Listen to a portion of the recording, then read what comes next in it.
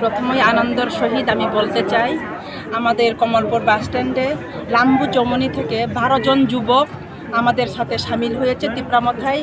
আমি তাদেরকে স্বাগতম জানাই, আমি তাদেরকে ওয়েলকাম করি আমাদের সাথে হাত মেলানোর জন্য।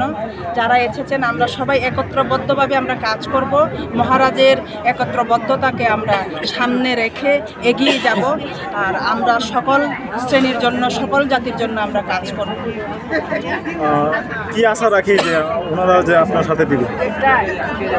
প্রচুর লোক আসবে, এখানে ভয়ের জন্য অনেকে আসতে পারছে না, আসবে। ওরা বলছে আমরা আছি আপনাদের পেছনে, আপনারা সামনে এগিয়ে চলুন।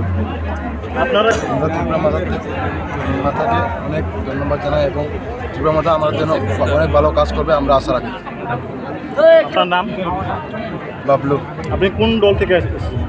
আমি কংগ্রেস দল থেকে এসেছি। ঠিক আছে। কংগ্রেস করছি, কংগ্রেস দেখছি অচল টাকা, মানে টাকা ছিঁড়ে গেলে কংগ্রেস চলে না।